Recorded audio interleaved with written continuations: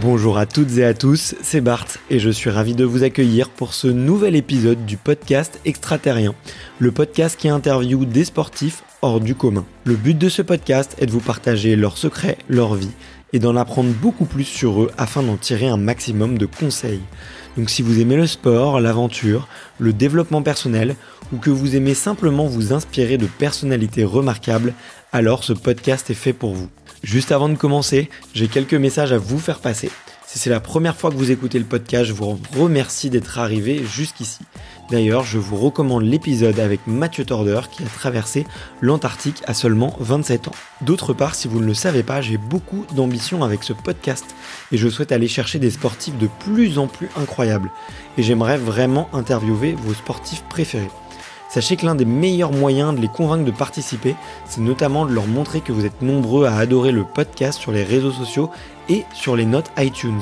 Donc si ce n'est pas encore fait, allez mettre une note sur Apple Podcast ou iTunes, c'est vraiment ce qui m'aide le plus à inciter des sportifs connus à venir témoigner. Si vous écoutez plutôt sur Spotify, vous pouvez très facilement le partager en story sur Instagram, taguez-moi et je vous repartagerai. J'en profite donc pour vous rappeler le nom du compte Instagram, c'est extraterrien.podcast. Suivez-le et vous y retrouverez les coulisses du podcast. C'est aussi un excellent moyen de me faire vos retours et de me suggérer des invités. Enfin, j'ai aussi créé une newsletter que vous pouvez retrouver très facilement dans Google en tapant Extraterrien Newsletter. C'est le premier lien qui remonte. J'y partage des bons plans santé, matériel, préparation mentale, des livres, des documentaires qui m'ont beaucoup inspiré. Allez, je ne vous embête pas plus et je laisse place à mon invité du jour.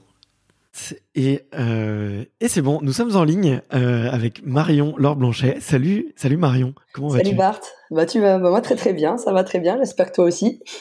Ouais, écoute, déjà c'est une période que j'adore moi pendant les fêtes. Merci de t'être rendu dispo à ce moment-là. C'est un moment où tu vois, je réécris mes objectifs. J'ai mon petit carnet que je te montre juste là, dans lequel j'écris un petit peu mon quotidien, mes objectifs de l'année, tu vois, qui sont là, la méthode des 90 jours.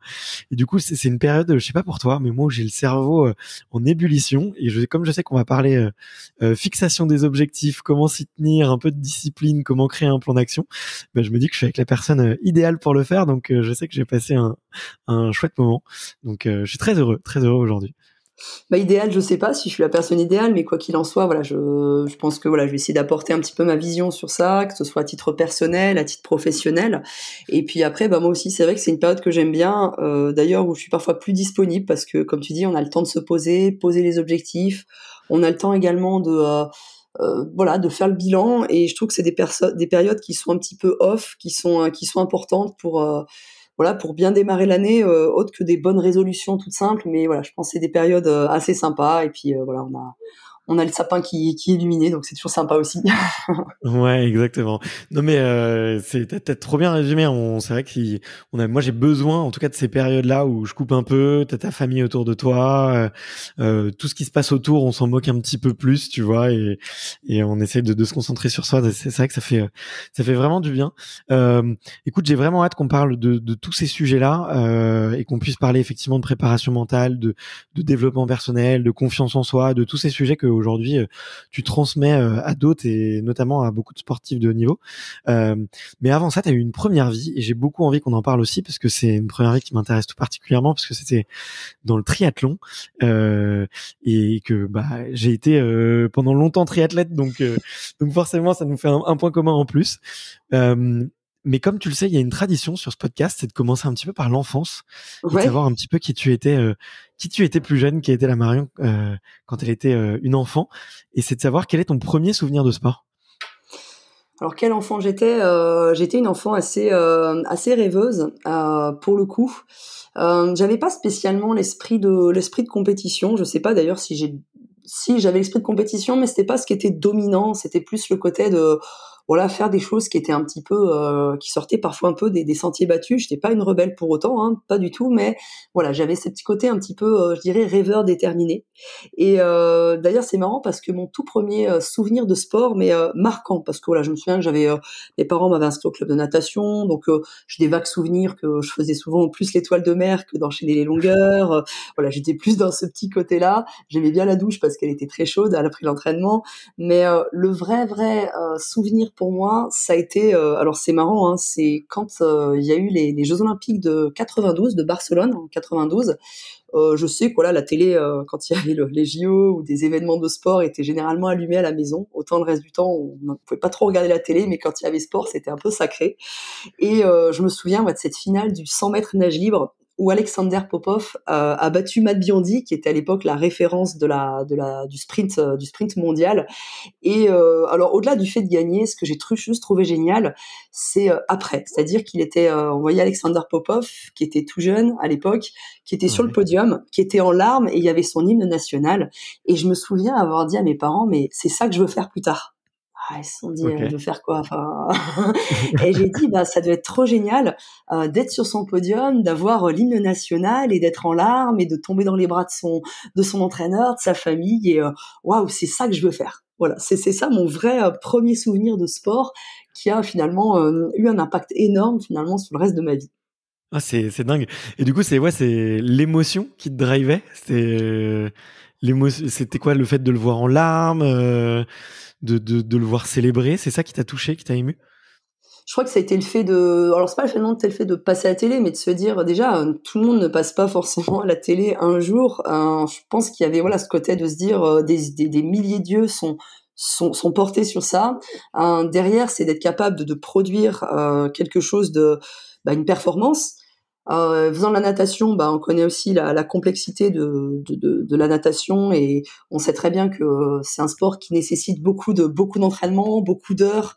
Donc on se doute de l'engagement du Ouais. nageur. Voilà, c'est pas, on n'est jamais champion olympique par hasard ou parce qu'on est fainéant. Et en fait, voilà, l'accomplissement, l'émotion. Il y avait vraiment, c'était vraiment tout ça, le fait de représenter sa nation, le fait de, voilà, c'était vraiment, c'était, je pense, tout ça qui m'a fasciné. Et je me suis dit, mais comme quand on doit le vivre de l'intérieur, mais ça doit être énorme, ça doit être énorme à vivre de l'intérieur. Et je crois que c'est ça, voilà, qui m'a le plus marqué. Ok. C'est marrant parce que, bon, dis-moi si je me trompe, mais tu vois, en préparation mentale ou même en développement personnel, on, on recommande souvent, en fait, de visualiser la récompense, de visualiser le moment de la victoire, de la réussite, de l'imaginer et de toujours essayer de se raccrocher à ça dans les moments un peu durs pour créer justement de la résilience, de l'entraînement et tous les moments difficiles que ça implique. Donc toi, ça a été hyper naturel, en fait, pour toi de te fixer des objectifs et de trouver des émotions positives pour te motiver. Ah ouais, bien sûr. Alors après, voilà, chacun a des canaux préférentiels. Il y en a qui arrivent très bien à visualiser, projeter. On y arrive tous, mais c'est plus facile ou plus intuitif chez certaines personnes. Et c'est vrai que moi, de ce jour-là, derrière, je sais pas, dans ma vie, j'ai dû gagner au moins, je sais pas, 500 médailles olympiques. Je me suis imaginé. On voit Michael Phelps qui a une dizaine de médailles olympiques. Moi, j'en ai au moins 500. Bon, elles sont toutes dans ma tête, hein. Mais voilà, non, mais en effet, c'est vrai que c'est le fait parfois en préparation mentale, on utilise l'outil de la visualisation. Alors, à plusieurs, voilà, ça peut être pour une correction de gestes techniques, ça peut être pour une réathlétisation, mais en effet, pour visualiser ses objectifs et essayer de ressentir l'émotionnel, ressentir au niveau corporel, et puis pouvoir, voilà, déclencher des choses, des réactions qui vont permettre derrière de mettre en mouvement et de se trouver dans un bon état. Mais on le fait tous, hein, indirectement. Combien de personnes déjà ont déjà imaginé leurs vacances d'été en se Ouais. disant ah ouais, je m'imagine sur la plage au soleil. On fait tous de l'imagerie et de la visualisation mentale. Ce qui compte après, comme tu parlais d'objectifs en début de podcast, c'est justement peut-être de définir avec un peu plus de clarté ces objectifs et de se voir les accomplir. Voilà. Ouais, ouais, exactement. Et tu trouves que c'est, je rentre tout de suite un peu dans le vif du sujet et je me permets de digresser un peu, mais on est là pour ça. Tu trouves que c'est aussi efficace, si tu veux, la visualisation pour des objectifs qui vont être plus intellectuels? Je m'explique. Tu vois, je sais que moi, la visualisation, ça marchait super bien pour mes premiers triathlons, par exemple, notamment quand j'ai commencé le longue distance.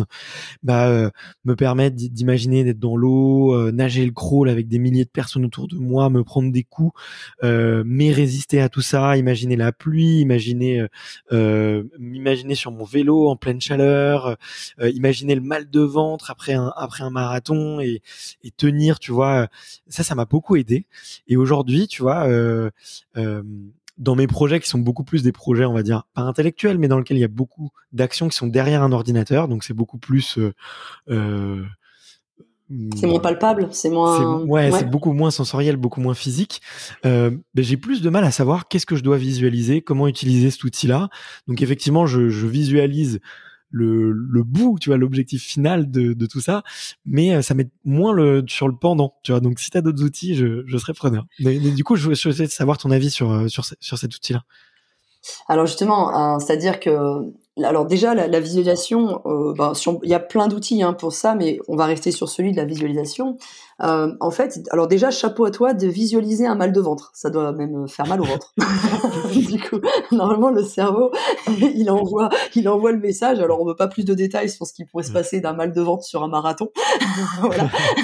Mais dans l'idée, en fait, il y a parfois des erreurs qui sont faites dans la visualisation et finalement quand j'étais enfant et que j'ai visualisé 500 médailles olympiques ou même dans le fait que tu visualises toi-même sur le triathlon quoi que ce soit, c'est bien, mais le problème c'est qu'en fait on visualise des choses que l'on ne maîtrise pas forcément nous. C'est-à-dire que visualiser par exemple un objectif très précis, être médaillé olympique, ça dépend pas que de toi, ça dépend aussi des autres. Tu tombes sur la génération Usain Bolt, t'as pas de chance. C'est clair. Tu tombes sur les JO, sur tes finalistes sur le 100 mètres à Tokyo, sur les derniers Jeux Olympiques, la finale n'a jamais été aussi ouverte. Ouais. On pouvait pas savoir qui allait gagner. C'était alors qu'avant on se disait il y a de fortes chances quand même. Donc déjà c'est d'essayer de visualiser des objectifs qui sont propres à soi. D'aller dans la visualisation positive, de pas non plus rentrer dans un scénario avec un film catastrophe, en effet. Mais plutôt aujourd'hui, comme on peut l'utiliser dans le monde professionnel, dans le monde ou dans la vie de tous les jours, même. Et c'est ce que aussi on le fait de plus en plus avec les athlètes, de façon à pas aller dans trop de désillusions et dans des choses que l'on maîtrise soi. C'est de visualiser des intentions, des mots clés, des mots qu'on a envie d'incarner. Admettons, voilà, ok, t'es au niveau du travail et tu dis voilà, je crois que tu vas trouver 3 mots. Tu vas dire je crois qu'en fait, ce que j'ai besoin là comme ressource, c'est peut-être d'être je sais pas, créatif, productif et puis faire preuve de discernement. Voilà. Admettons, tu choisis ces 3 mots-là. Mais ça peut être plein, ça peut être à l'écoute, ça peut être ambitieux, ça peut être déterminé. Tu choisis des mots. Alors, comme je dis toujours, je dis aux gens, vous allez tout simplement sur Google, vous tapez liste des intentions ou liste des valeurs et ça donnera des mots-clés et vous voyez ceux qui vous résonnent le plus. T'en prends que 2 ou 3, pas plus, parce que le cerveau, il a pas une capacité à faire 1 milliard de choses en même temps. Donc, tu vas prendre ces 3 mots. Et en fait, tu vas tout simplement te visualiser dans le Bart qui incarne ces 3 mots. Ok, un Bart qui, voilà, tu choisis 3 mots, tu dis, ces 3 mots-là, je sais pas, est-ce que t'as 3 mots qui te viennent en tête ou pas du tout? T'en as cité deux très bons. Ouais, je pense qu'il y avait la productivité, il y avait la créativité, et le dernier, je saurais pas comment l'expliquer, mais allez, on va dire les fonceurs, tu vois, qui avancent. Ouais. Alors pareil, on va aussi essayer de valider que le mot il fait écho à toi. Est-ce que c'est que tu veux être productif? Est-ce que tu veux être concentré? Tu vois, donc on peut éventuellement essayer d'affiner un petit peu le mot pour qu'il soit le plus parlant pour toi, que ce soit vraiment ton vocabulaire volontairement, parce que moi je t'ai donné ce mot-là, c'est mon vocabulaire, c'est ma définition à moi. Donc ce qui compte c'est un petit peu comme une carte mentale, c'est ton vocabulaire à toi. Derrière, tu vas dire ok, c'est ces mots-là. Et l'idée, ça va être de se dire, est-ce que je vais incarner ces mots-là? Il faut que je sois ces personnes-là, je veux être ce Bart-là. Et tu vas en fait aller te créer le personnage. Tu vas visualiser la personne que tu as envie d'être qui incarne ces 3 mots-là. Et là, à ce moment-là, ta posture, elle va forcément changer. Si tu t'imagines quelqu'un de productif ou concentré, tu vas déjà pas couler sur ta chaise et jouer avec ton smartphone en même temps que tu travailles. Si tu t'imagines déterminé, à un moment donné, quand ça va être un petit peu, tu vas fatiguer un peu, tu vas dire non, en fait, je m'arrête pas quand je suis fatigué, je m'arrêterai quand j'aurai terminé. Tu vas forcément incarner ces postures-là. La créativité, c'est quand tu vas te mettre un peu à douter, à essayer de te dire, ça va. En fait, tu vas incarner ces mots-là. C'est comme si, par exemple, t'incarnes quelqu'un d'heureux et dynamique.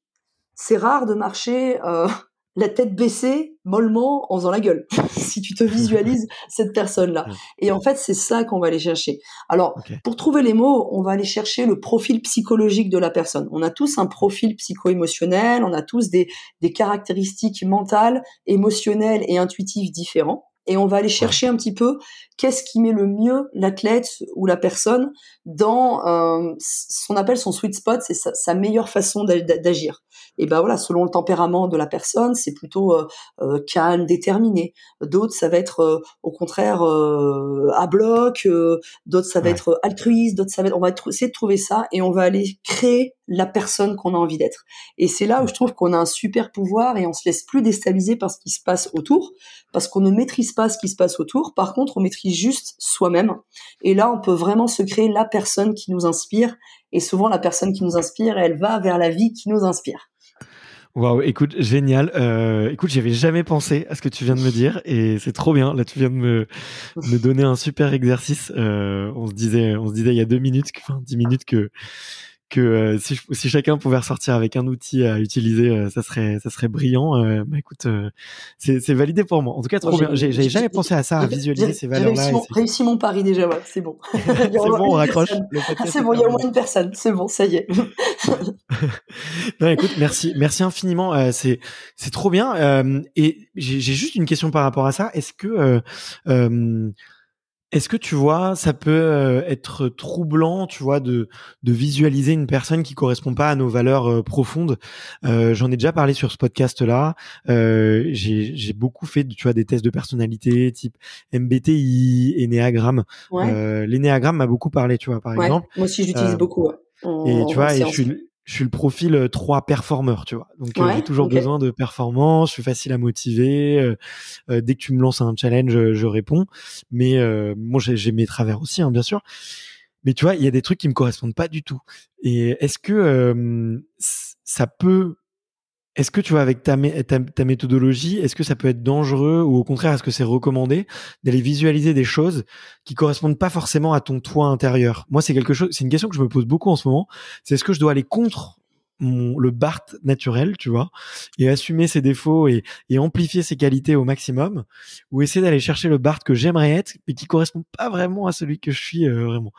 Tu vois, c'est Alors, justement, toi, tu mets le doigt sur plein de choses très intéressantes. La première, en effet, il faut pas confondre l'utilisation des outils psycho-émotionnels et catégoriser les gens.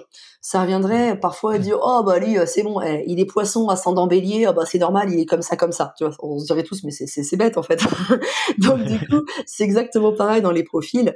Ok, tu me dis que t'es profil 3, mais tu dis ah je me reconnais pas tout ça. Par exemple, moi je vais me dire ok, t'as utilisé par exemple le mot créatif, il y a de fortes chances que t'aies une aile en 4. C'est-à-dire que tu peux être 3 avec une aile, tu connais un petit peu l'outil, une aile en 2, une aile en 3. Ensuite, il y a le sous-type. Ensuite, tu te rappelles, il y a des petites flèches au milieu, donc il y a intégration, désintegration, stade de maturité, non-maturité et ouais, profil entier. Donc finalement, tu regardes sur un profil, sur les outils de profil psycho-émotionnel, il y a plus de 500 combinaisons de profils. ouais, Donc bien sûr.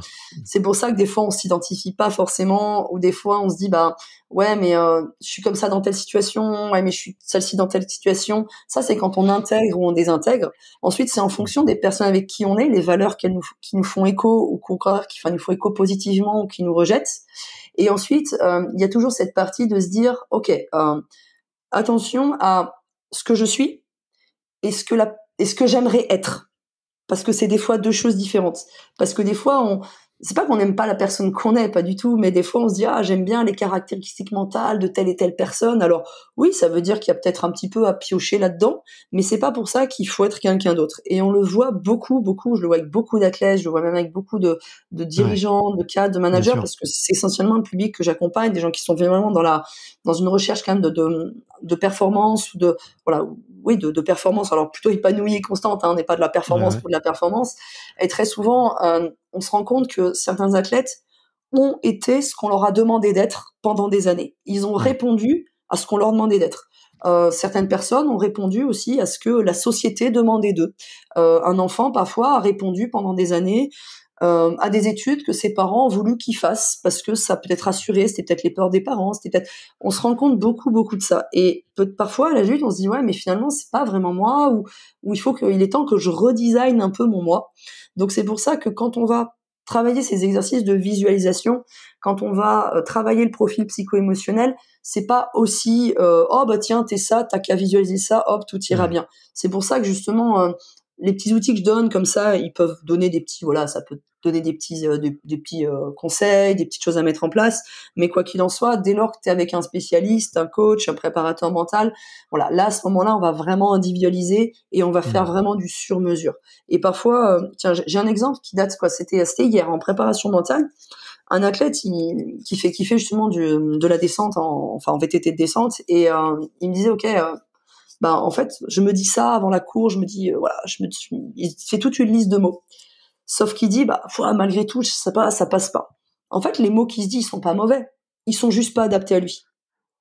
Il dit les mots que son entraîneur lui dit, ouais mais tu vois au contraire fais-toi plaisir, dépasse-toi. Sauf qu'en fait c'est quelqu'un qui se faire plaisir pour lui ça passe pas sur cette même chose là, ça passe pas par cette forme de dépassement. Et en fait c'est plutôt quelqu'un qui a besoin d'être dans un champ de compétences. Donc du coup, en fait, il faut juste plutôt qu'ils se disent, ok, fais juste ce que tu sais faire. À l'inverse, un autre pilote, si on lui dit, fais juste ce que tu sais faire, il s'ennuie parce que lui, c'est plutôt un intuitif, un créatif, un petit magicien en fait. Donc lui, il faut qu'il se dise complètement autre chose. Donc finalement, ça veut dire que il faut vraiment adapter le discours, vraiment parler le bon langage. Alors le langage externe, c'est sûr, mais au moins se parler avec le bon langage, les bons mots, pour être sûr qu'il n'y ait pas une dissociation entre le cerveau et ton corps. Il dit mais non, mais en fait ce que tu me racontes, j'arrive pas à le mettre en place parce que ça me parle pas en fait, je comprends pas, je te comprends pas. C'est bien ce que tu me dis, c'est beau, mais je te comprends pas. Donc voilà, c'est pour ça qu'il faut vraiment adapter. Et c'est marrant parce qu'après on peut l'appliquer dans plein de domaines de vie. Moi je l'applique forcément avec les clients que je peux avoir, je l'applique aussi avec mes propres enfants. J'ai 2 enfants, elles ont strictement rien à voir. La consigne est toujours différente parce que si je parle à l'une, je vais l'autre elle va être inhibée, elle va pas comprendre, ou ça va voilà, et inversement si je parle d'une manière à l'autre, l'autre ça va pas être assez vibrant pour elle. Donc c'est d'adapter finalement le discours bien à chaque fois. Et c'est très complexe. C'est pas juste mettre des gens dans des cases et leur parler parce que dans cette case-là on dit comme ça. Ouais. Écoute, tout ce que tu dis là, ça me parle beaucoup parce que je suis en plein dans cette réflexion-là, tu vois, justement, de trouver le bon discours interne, de trouver les bons mots, de trouver les bons drivers aussi, justement, et pas se laisser avoir par des tests de personnalité Bien sûr. et de les lire sans lire entre les lignes, et puis surtout de les mettre, de les regarder avec honnêteté avec soi-même, tu vois. Donc ça me parle beaucoup. Merci pour ces clarifications, et c'est un très très beau travail, je trouve, tu vois, de prendre ce temps-là et de se poser les bonnes questions. Mais c'est pas facile à faire seul, hein. Moi je réfléchis de plus en plus à aller, tu vois, je me suis fait beaucoup accompagner, mais sur quelque chose de très entrepreneurial avant, et là de me faire accompagner plus sur cette partie-là, justement parce que c'est un travail qui est vraiment pas facile à faire seul, je trouve. Je sais pas ce que t'en penses toi. Est-ce que toi tu te fais Moi, je pense que c'est très important. Déjà, je pense qu'un bon coach est lui-même accompagné. Se faire accompagner, on est loin des clichés de j'ai un problème, ou je vais mal, ou je sais pas faire. Mais plus d'avoir un œil extérieur, qui va pouvoir aider à l'analyse, qui va pouvoir tout simplement faire gagner du temps. Donc c'est aujourd'hui, voilà, quand je donne l'accompagnement, c'est d'ailleurs peut-être plus souvent des coachs, des préparateurs mentaux que des psychologues, parce que c'est un autre type de travail, hein, le psychologue. Mais du coup là, moi c'est vrai que je suis accompagnée. Parce que ça m'aide à clarifier, ça me fait gagner du temps, c'est un confort aussi, et ça m'aide finalement à optimiser les choses. Donc moi pareil, je suis accompagnée d'un point de vue préparation mentale tout simplement, et puis ça me permet aussi de pas toujours réfléchir pour moi. Déjà moi je réfléchis toute la journée pour les autres, alors des fois que quelqu'un réfléchisse pour moi ça fait du bien aussi. Et ensuite pareil, en tout ce qui est business coach aussi, dans tout ce qui est pour le coup notre partie, quelqu'un qui m'accompagne aussi pour tout ce qui est développement stratégie entrepreneuriale, stratégie business, parce que c'est deux métiers différents, et finalement c'est marrant de faire des ponts dans l'un dans l'autre, quoi.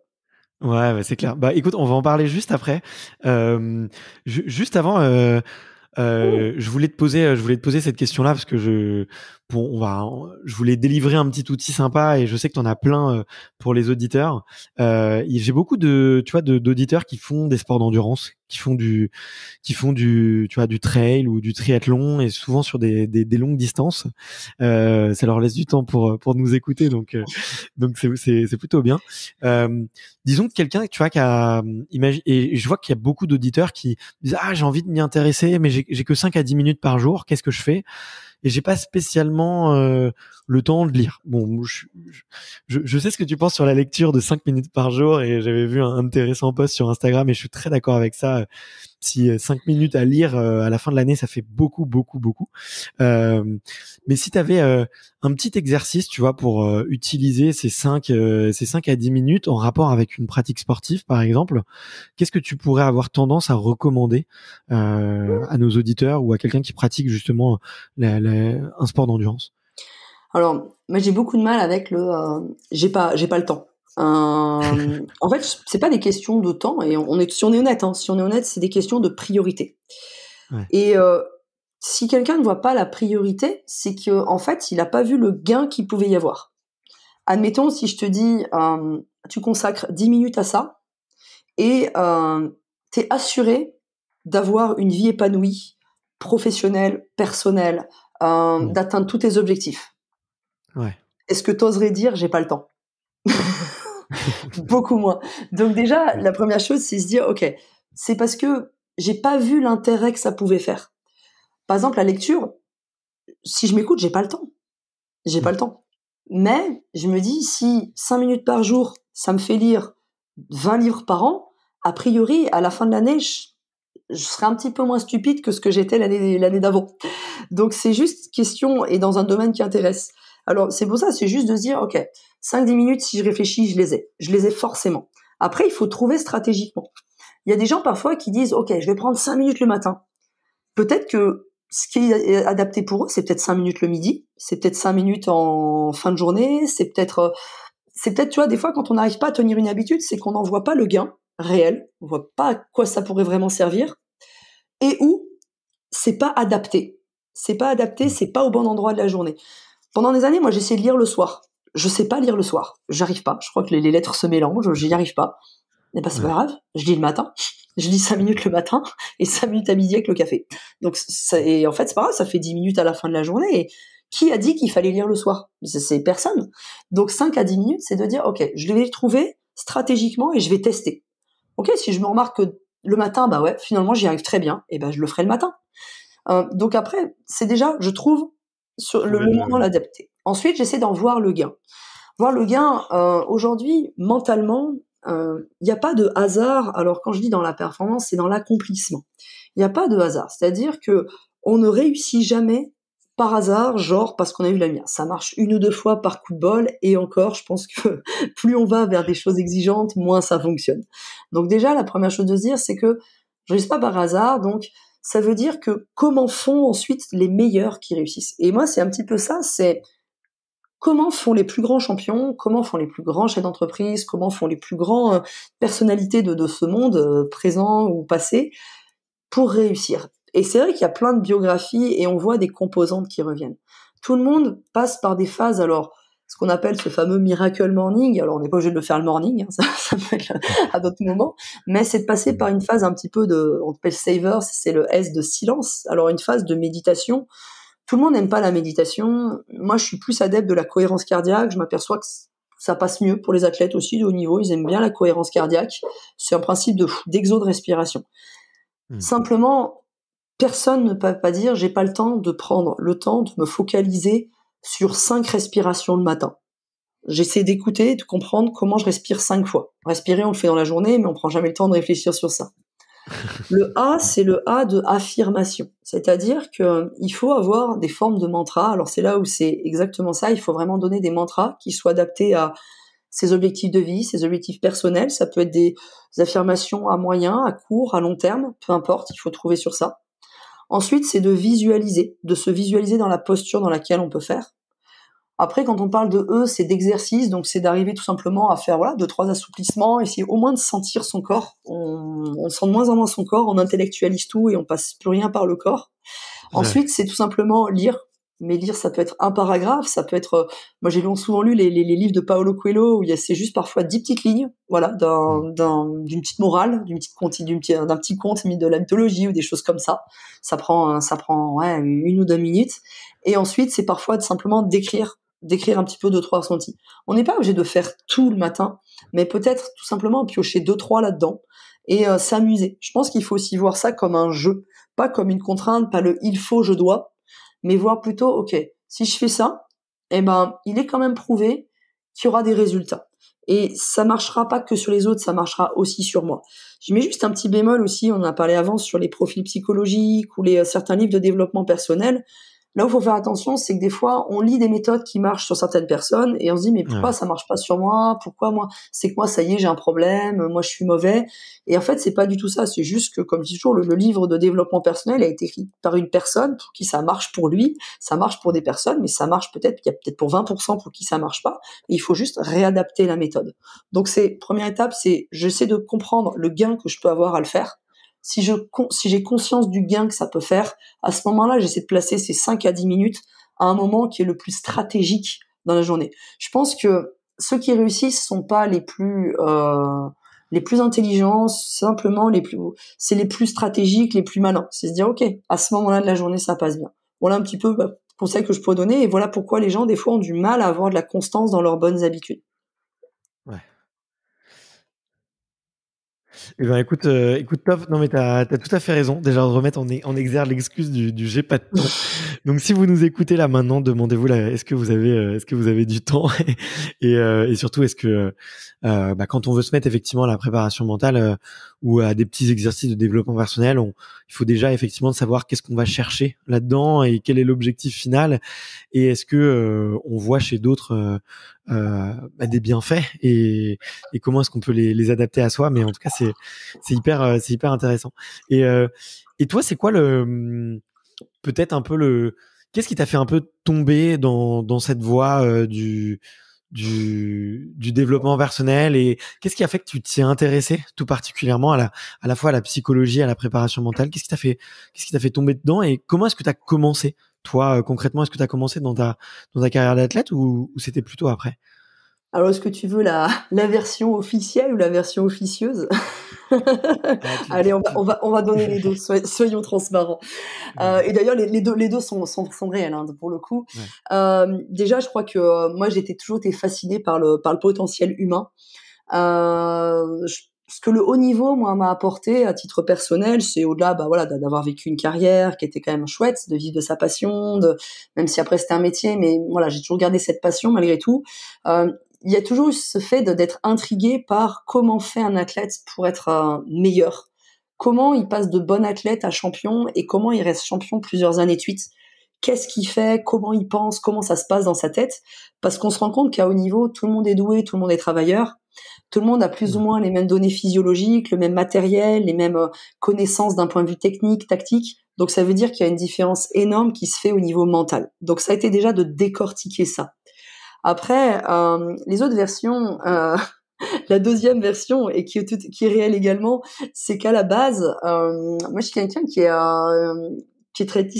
était dyslexique quand j'étais enfant, j'avais peur en fait des humains. Les gens me faisaient peur. J'étais impressionnée et je me suis dit, mais si t'étudies les gens, peut-être que tu auras moins peur des gens.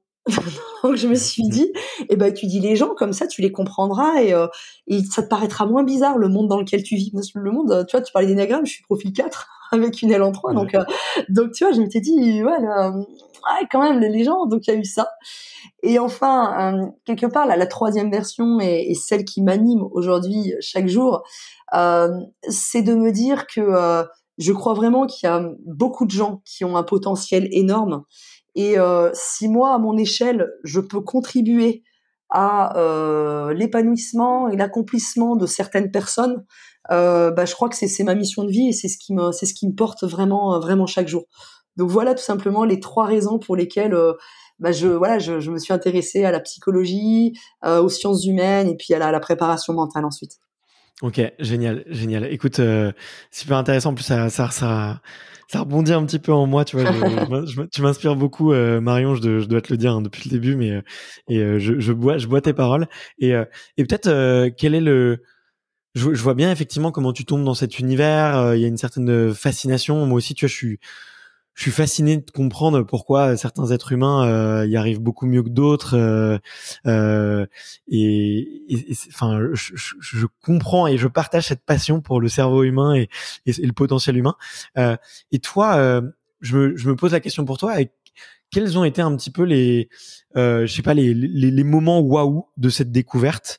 Est-ce que, je sais pas, il y a eu des exercices particuliers qui marchent très bien avec toi et où tu t'es rendu compte que, ah bah ouais, en fait, ça marche vraiment ce qu'on dit.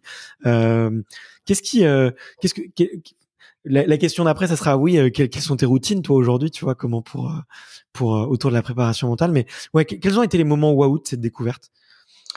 Alors quelque part, il y en a plein et c'est dur de donner, un jour il y a eu un déclic et ce serait oublier Ouais, le reste, ce serait valoriser un instant alors que finalement cet instant il est arrivé parce qu'en amont il y a eu plein de petits instants qui ont créé cet instant-là.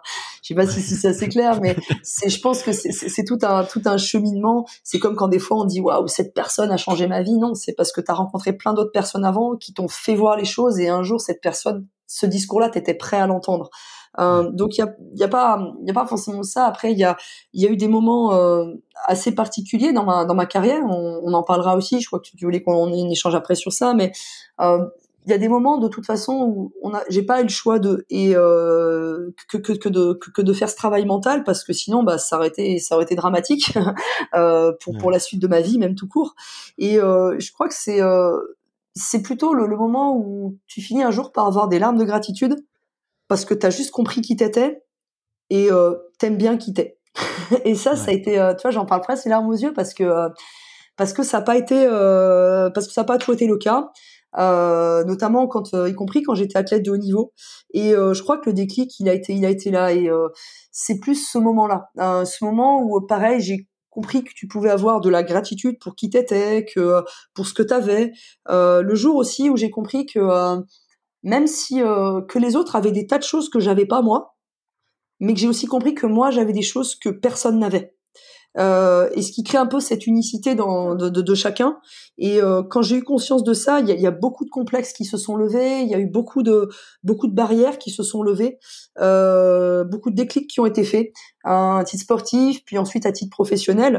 Et ensuite, le moment où tu aussi t'as cet exercice aussi où tu relis un petit peu tout ce que tu as fait dans ta vie, tu fais un petit peu une frise de vie et ouais, tu comprends un peu et tu relis tous les points et tu te dis mais en fait c'est évident que ma mission de vie c'est celle-ci. C'est évident que ces choix je les ai faits. C'était évident en fait. Même si au départ j'ai pas compris pourquoi j'ai fait certains choix, pourquoi. En fait tout ça c'est juste normal. Tout est normal et de se dire que j'ai juste à être pour avoir et pas avoir pour être. Quand on est athlète, des fois, on court après des résultats, on court après des titres, on court avoir pour espérer être plus confiant, être reconnu, être ok. Et en fait, le jour où j'ai inversé ce verbe être et avoir, en me disant mais sois toi, sois dans cette posture, sois dans ces intentions. Et en fait, tu t'aperçois qu'après les choses, tu les as naturellement et que les choses viennent à toi et que la vie elle est juste généreuse. Et par rapport à certains événements de vie que j'ai pu vivre, où parfois c'est des injustices sur lesquelles tu peux rien, c'est comme ça, c'est la vie qui a décidé de te frapper de cette manière-là, et ben t'as d'autant plus intérêt à avoir fait ce travail déjà un peu en amont et de continuer ce travail sur soi et de se dire que bah heureusement parce que bah ça permet aussi aujourd'hui de comprendre que ce qui t'est arrivé c'est peut-être la plus belle chose qui te soit arrivée et on n'est jamais responsable, on n'est pas toujours responsable d'ailleurs de ce qui nous arrive, mais on est juste responsable de l'attitude qu'on a à avoir face à ce qui nous arrive. Donc voilà, ça a été vraiment plutôt cet ensemble de déclics. J'arrive pas à te sortir un voilà, ça a été ouais. ce jour-là. C'est plus un ensemble de ça et ça a été et ensuite de se dire que finalement c'est du travail sans fin, et c'est ça qui est chouette parce que bah voilà, le fait de se dire que la vie c'est un super jeu tous les jours, on a le droit de jouer tous les jours, on sait pas pour combien de temps on peut jouer, hein, ça c'est des fois la nature qui va décider, c'est aussi nos comportements, hein, voilà, ensuite si on a des conduites à risque, la vie va peut-être pas va pas nous épargner, mais c'est de se dire que chaque jour en fait on peut essayer d'être une meilleure version de soi, mais sans se mettre la pression, sans stress, juste en jouant, juste le jeu. Comme je dis Ouais. parfois, le jeu JE et le jeu JEU, quoi. C'est le jeu, quoi. Ok.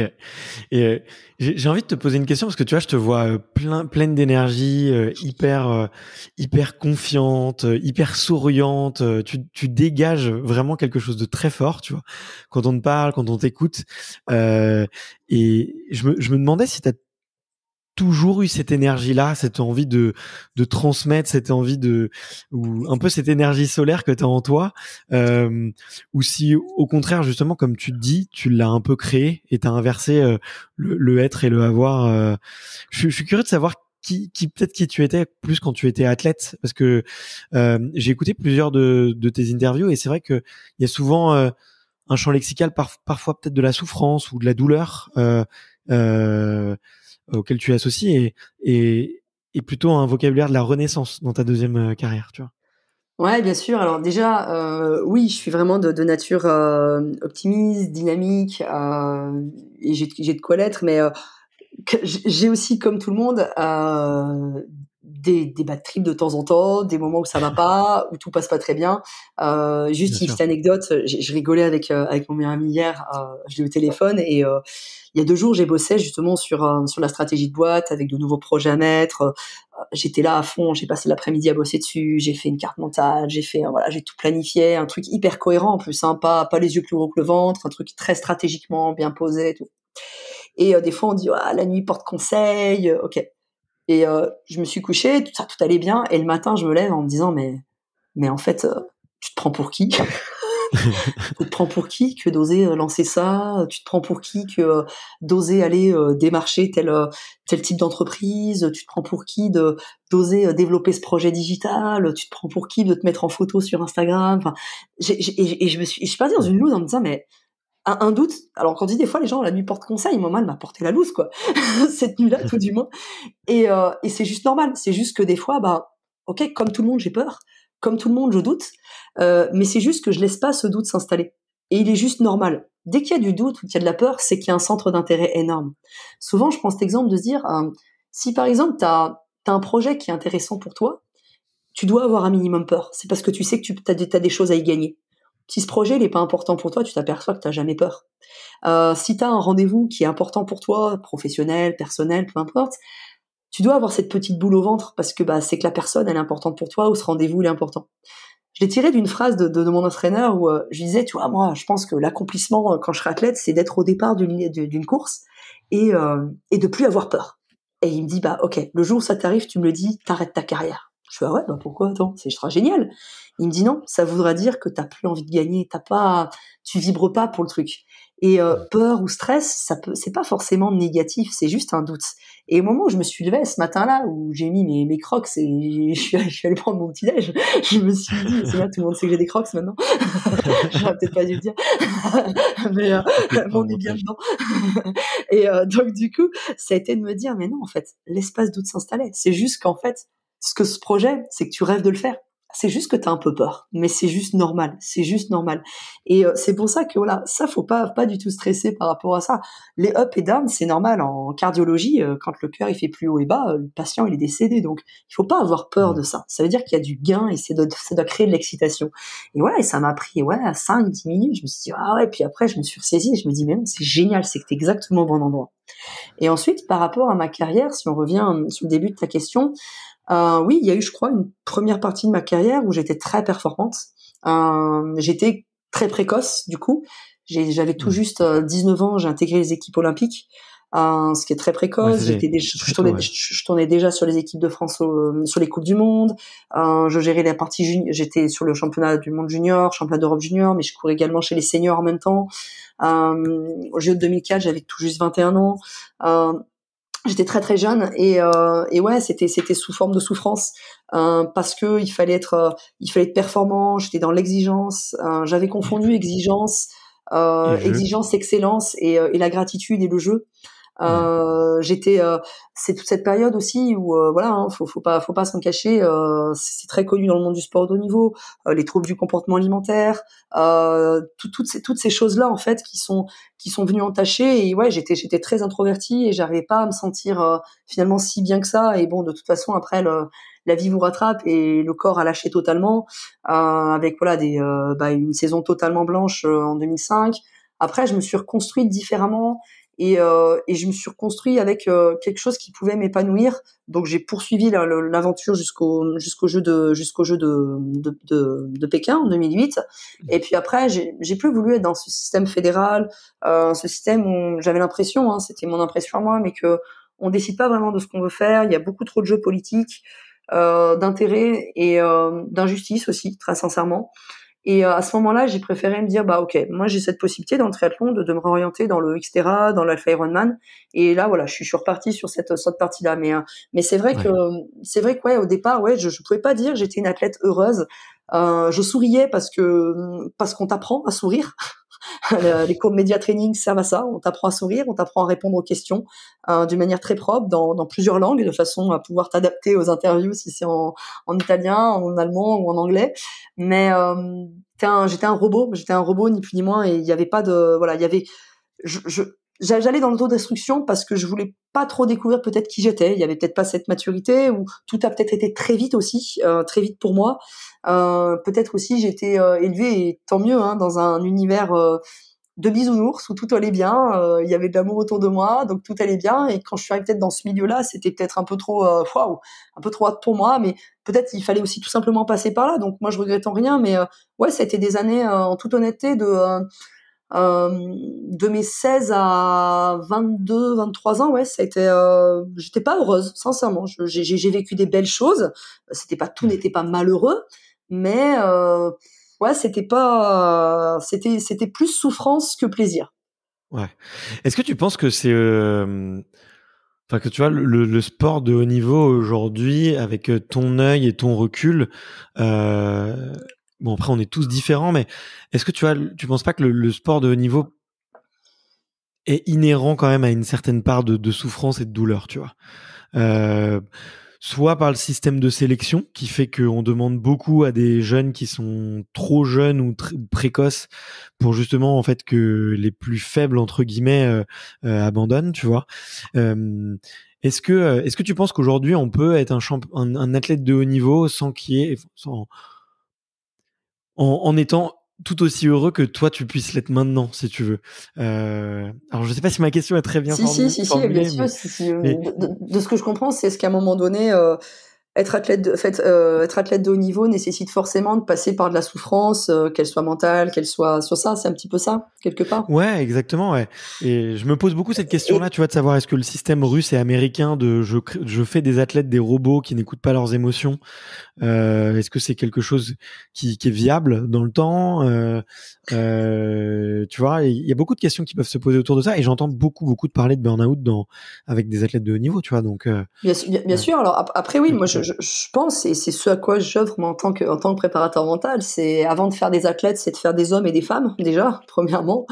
Et ensuite, oui, dès qu'on parle de sport de haut niveau, on parle d'élitisme. Quand on parle d'élitisme, on peut pas faire de la calinothérapie non plus. Faut pas mentir, faut pas se mentir. Il y en aura qui passeront, il y en aura qui seront éliminés. Certains seront sélectionnés, d'autres pas sélectionnés. Il y en a qui gagneront, il y en a qui gagneront pas. Ça, c'est la réalité du sport de haut niveau. On peut pas aller contre, et c'est pas grave. Par contre, c'est juste de se dire, ok, moi, comment je me positionne dans ce système-là? À quel moment ce système-là me nourrit? À quel moment il m'agresse? Et à ce moment-là, c'est de pas forcément se retirer du jeu, mais de connaître un petit peu ses leviers, connaître un petit peu ses drivers, connaître un petit peu comment je joue avec avec ce système en quelque sorte. Parce qu'il n'est pas que mauvais. Un athlète de haut niveau, il est obligé. d'aller dans ces retranchements. Il est obligé de se remettre en question, et dès le plus jeune âge. Il est obligé de se dépasser chaque jour. Il est obligé d'aller chercher ça. Sinon, il peut pas être athlète de haut niveau. C'est pas possible. Le 80%, ça existe pas. C'est 100, voire 110%.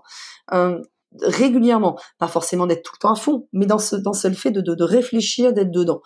Donc ça veut dire que oui, va passer par des phases difficiles, parfois des phases de souffrance, mais l'idée c'est de enlever échec, réussite, souffrance. C'est juste des états sur lesquels il faut se dire ok, qu'est-ce que j'en apprends? Qu'est-ce que j'analyse? Est-ce que c'est agréable? Est-ce que c'est désagréable? Quel a été le mécanisme qui m'a conduit à finalement pas savourer ou à souffrir? Quel est le mécanisme qui au contraire me pousse à me sentir pleinement épanoui, à sentir que j'ai des ailes et que j'ai le vent dans le dos et boum, ça va tout seul.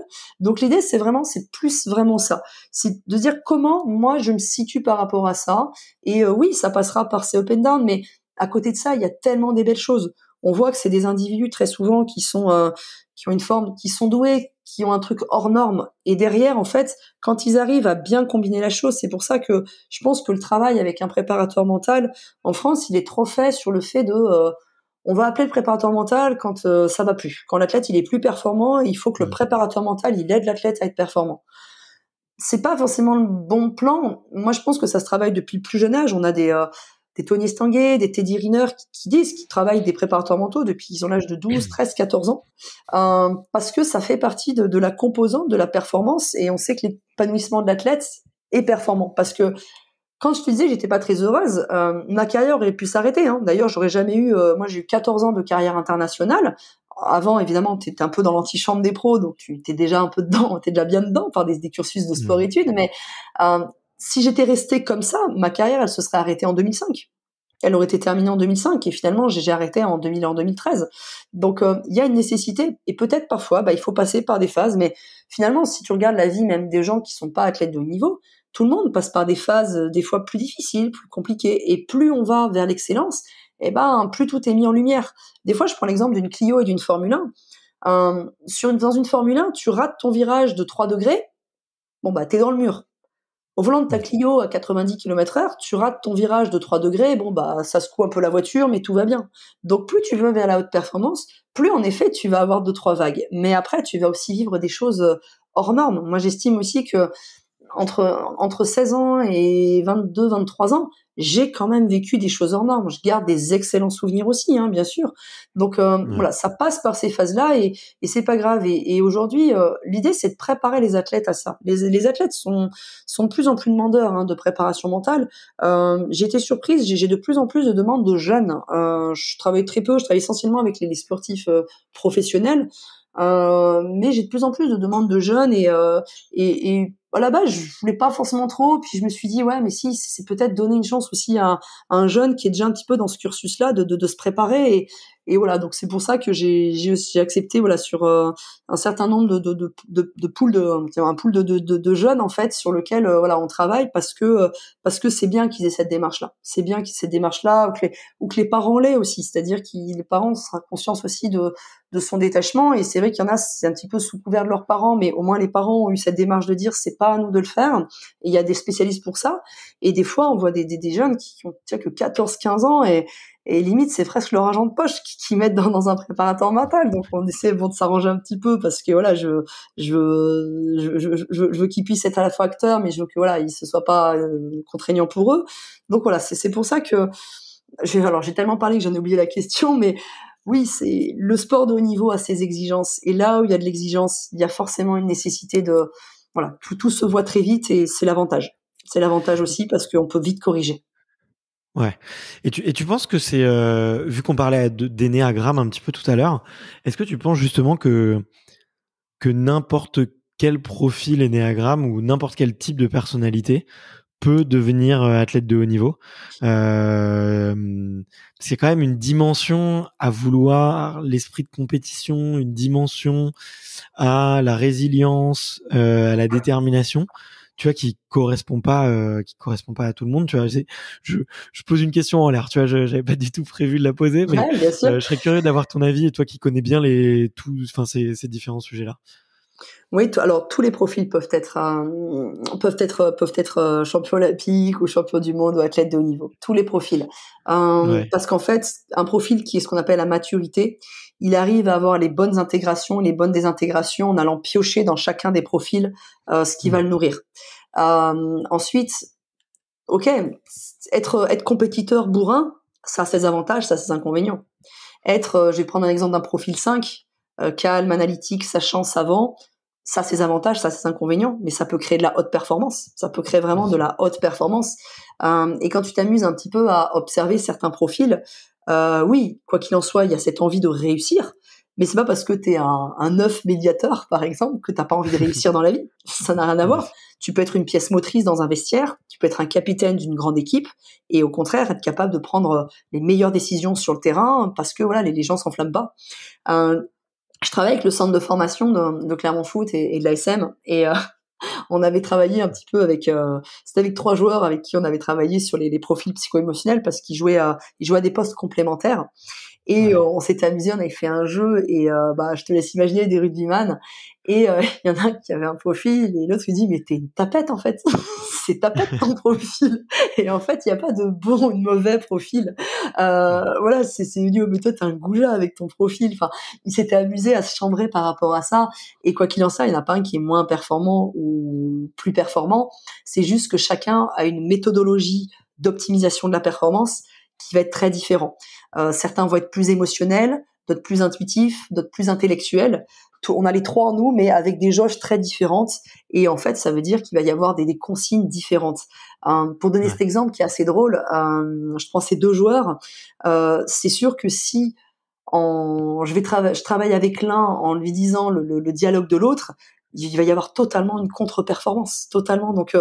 il faut qu'ils se connaissent et tous les profils et quand on fait la cartographie mentale d'un vestiaire, mais tu t'aperçois qu'en fait il y a plein de profils et d'ailleurs vaut mieux parce que imagine tu mets que des 8 ensemble, enfin que des ce qu'on appelle les 8. Alors on part dans notre jargon, mais pour les Ouais, ouais, auditeurs c'est des profils très leaders, très dominants. ça marche T'en pas. mets 10, comme ça dans un vestiaire, bah bon courage, hein. Ouais, Tu c'est vois, clair, c'est clair. ça fera pas quelque chose de forcément très bon, hein. Ouais. Je me posais la question, tu vois, je reviens un petit peu sur toi, ton parcours et effectivement ces années peut-être un petit peu plus compliquées et dans lesquelles tu te cherchais plus, en tout cas on peut dire. Euh, Tu vois, maintenant, on parle, là on parle de plein d'outils, on a parlé énéagramme, on parle visualisation, on parle de routine, on parle de plein d'autres sujets. J'ai l'impression que tu vois, c'est aujourd'hui, on connaît quand même beaucoup mieux le cerveau humain et il y a eu beaucoup plus de choses surtout qui ont été testées sur les athlètes. Euh, et pourtant, tu vois, j'entends, comme je te disais, j'entends toujours parler effectivement de burn-out et toutes choses un peu comme ça. Est-ce que toi, tu vois, de ton point de vue, vu que tu es passé d'athlète on va dire de l'autre côté de la barrière à accompagnant, est-ce que tu vois que c'est vraiment des gros projets et quelles sont un peu les perspectives que tu vois sur le sport de haut niveau? Parce que je sais pas si toi tu as été accompagné, tu vois, psychologiquement quand tu étais plus jeune, mais tu vois, j'ai interviewé il y a quelques jours Brice Guyard. Bon, lui il fait de l'escrime, double champion olympique, tu vois, au top du top niveau. Il dit j'ai jamais eu de préparateur mental, enfin tu vois, j'ai jamais connu ça. Et il a quoi? Il a à peine 40 ans, donc il y a une grosse évolution, tu vois. Et sur quoi ça nous ouvre aussi? Alors, c'est vrai que c'était peu connu la préparation mentale à l'époque. C'était même pas bien vu. Ça fait gourou, ça fait l'athlète il a un problème. Donc quelque part, non, il y avait pas. Enfin moi à l'époque, j'ai pas été accompagnée par un préparateur mental. Je me suis juste rendu compte après, avec le recul, que indirectement, inconsciemment, presque d'une manière autodidacte, je me faisais régulièrement de la préparation mentale sans le savoir, dans la fixation d'objectifs, dans la visualisation, dans les routines de performance, je le faisais intuitivement, mais j'étais pas accompagnée par un spécialiste, ce qui est dommage parce que ça aurait pu être beaucoup mieux. Mais ça s'appelle aussi les évolutions. Comme à l'époque, voilà, certains matériels n'existaient pas, comme je sais pas, certaines unités de récupération, la cryo, tout ça, ça n'existait pas. Donc en fait, ça fait partie des évolutions du sport qui aujourd'hui vont devenir incontournables. Il y a 30 ans en arrière, avoir des préparateurs physiques, Bon, bah non, c'est bon, c'est l'entraîneur qui fait tout. Aujourd'hui, il y a aucun club, je pense dans des sports de sport co, dans les clubs professionnels, qui n'a pas un préparateur physique attitré. Ça n'existe pas. Moi, je pense que d'ici quelques années, ce sera normal d'avoir un préparateur mental. Voilà, ce qui Ouais. était peut-être pas le cas il y a 10 ans, ce qui était peut-être pas, ce qui commence à être de plus en plus le cas, hein, on le voit. Donc c'est pour ça que ça s'appelle les évolutions du sport. Et non, moi à l'époque, il y avait pas. Mais ouais, enfin, c'était même pas un métier. C'est les métiers qui arrivent en fonction du besoin et de l'évolution. Ouais.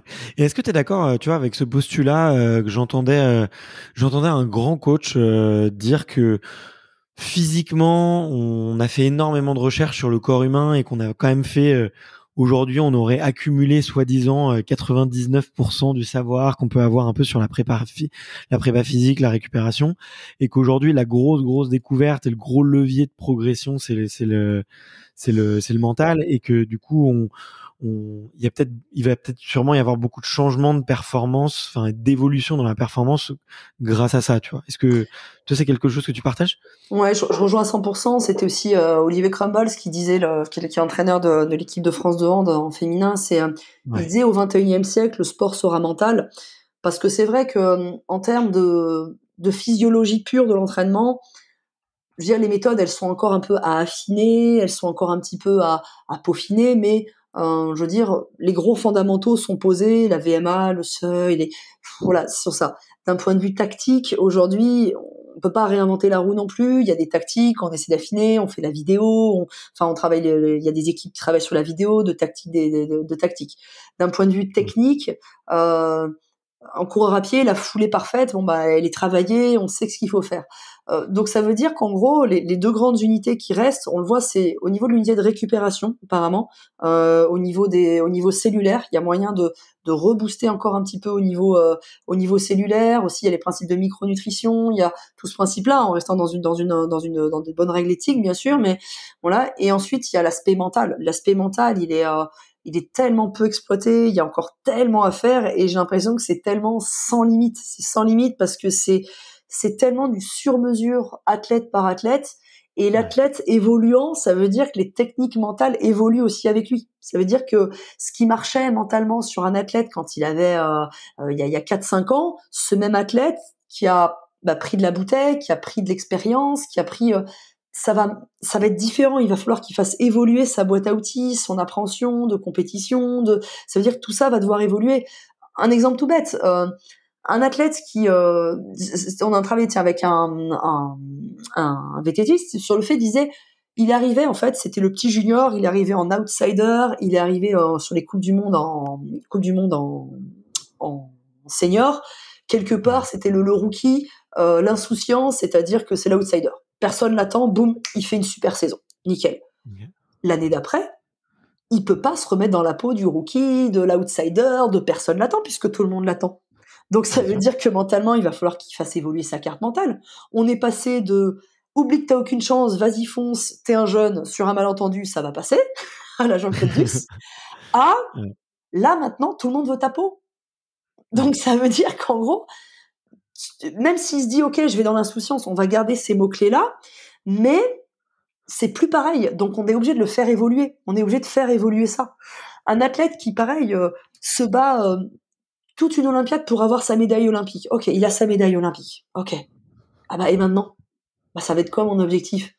En avoir une deuxième, ouais, mais ça fait pas pareil. C'est pas pareil, donc on va te faire évoluer systématiquement constamment les choses. Donc c'est pour ça que le mental, il est sans limite. Et ensuite, toutes les technologies qu'on peut voir, enfin les techniques plus que technologies, parce qu'en imagerie mentale, on commence à avoir quand même beaucoup des imageries mentales, d'IRM, d'encéphalogramme. Donc on peut commencer en plus à forcément mettre la science dedans. Moi, je suis passionnée des neurosciences, hein, j'ai à la base d'un Ouais. parcours très scientifique. On se rend compte aussi au niveau biochimique qu'il se passe des choses. On voit aussi des techniques comme alors il y a hypnose, état de conscience modifié. On voit également aussi toutes les techniques un peu de sophrologie. On voit il y a plein de techniques. Alors comme on dit, hein, Mm. c'est un peu le bric-à-brac aussi dans tout ça. Parce qu'il y a du bon, il y a du mauvais, il y a du bien fait, il y a du mal fait. Hein, on va pas se mentir. Mais Ouais. il y a quand même tout à exploiter, et il y a de la place vraiment pour tout le monde pour le coup aussi.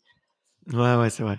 Non, et puis j'ai beaucoup de reconnaissance, en tout cas, tu vois, avec les personnes un peu comme toi qui font un peu les passerelles entre le monde sportif et le monde professionnel, parce que ou même le monde un peu plus civil, tu vois, un peu plus normal, parce que sans vouloir être champion du monde et sans vouloir effectivement aller chercher la médaille d'or et le podium, l'hymne national et la télé, on peut juste envie de se réveiller tous les matins en étant un peu plus heureux, une meilleure version de soi-même, et ça passe aussi par là, quoi. Ça passe aussi ça passe exactement par les mêmes exercices et Ouais, par les mêmes routines. complètement. C'est-à-dire que moi, je crois que j'aurais pas aimé travailler qu'avec des athlètes, des sportifs, du monde du sport. Ce que j'aime bien, moi, Ouais. ça a toujours été, et j'ai toujours fonctionné comme ça, c'est transposer. J'adore prendre quelque chose et le transposer. Je trouve que il y a tellement à apprendre de chaque milieu et à transposer dans différents milieux parce qu'il y a toujours du bon. J'ai fonctionné même comme ça dans ma carrière en tant que triathlète. J'ai du triathlon, mais j'ai été rouler avec des vrais cyclistes parce qu'il y a quelque chose à transposer dans le triathlon. L'idée c'était pas d'être une cycliste, mais il y a quelque chose à transposer. J'ai nagé en club de natation avec parfois des stages purement natation avec que des nageurs, des vraies séries de nageurs, parce qu'il y a à apprendre. Donc moi je pars vraiment toujours du principe de transposer, ça me paraît hyper important, et ensuite d'adapter. Et c'est vrai que moi, mon activité, il y a une partie qui est axée sur le sport de haut niveau, le monde du sport, le sportif, mais il y a toute une partie qui est beaucoup faite sur le dirigeant, le cadre, le manager. Je vais pas dire le monsieur, madame, tout le monde, mais si, le monsieur, madame, tout le monde qui a envie de s'accomplir personnellement, professionnellement. Et finalement, ça touche tout le monde. Et comme je dis, je pense que en chacun de nous sommeille un champion et sommeille un potentiel plus grand qu'on l'imagine, et que finalement, voilà, l'exploiter, c'est juste une connaissance de soi, c'est juste l'apprentissage de quelques outils, c'est de l'entraînement. Et ces outils-là, moi, j'aime les apporter finalement dans la vie de tous les jours, pour tout le monde, pour un entrepreneur, parce qu'on est tous soumis aux mêmes problématiques.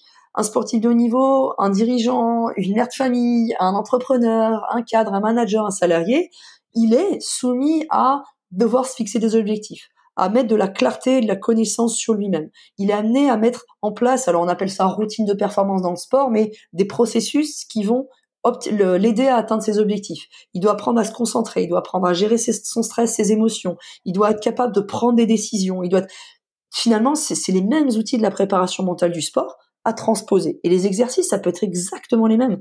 Des fois, quand je suis en consultation, pour les sportifs, volontairement, je leur donne des exemples de chefs d'entreprise. Tu vois, avec tel chef d'entreprise, on avait travaillé ça, parce qu'ils étaient bloqués sur ça. Pour qu'ils disent, ah ouais, mais en fait, ouais, c'est pas, ça les sort un peu du monde de que le sport. Et des fois, pour les chefs d'entreprise, je leur donne des exemples. Ok, avec tel sportif, tu vois, il raisonnait comme ça, on s'est rendu compte que ça, pour qu'il le transpose pour lui. Alors des fois, pour des sportifs, je prends des exemples de d'autres sportifs, pour des dirigeants ou chefs d'entreprise, je prends des exemples, mais j'adore croiser et c'est hyper nourrissant pour les uns Ouais, comme pour les autres. ouais, Et ouais, écoute, ça fait même aussi prendre conscience aux sportifs de haut niveau que quand ils vont être dans la vie d'après, mais en fait, ça peut être des machines mentalement, ils auront quelque chose en plus, quoi. Ils auront ce petit plus, ils l'auront ce petit plus. Et ça fait aussi prendre conscience finalement aux gens que je vais accompagner en particulier, sur les particuliers, que finalement eux aussi ils sont comme des sportifs de haut niveau, ils sont pareils. C'est juste que le sport, la discipline, c'est juste le moyen, c'est un quoi. hmm. C'est pas plus difficile d'être, je sais pas, de faire du triathlon que de faire du bilboquet ou de gérer une entreprise avec 5000 salariés. Y a rien qui est, tout est à égalité pour moi.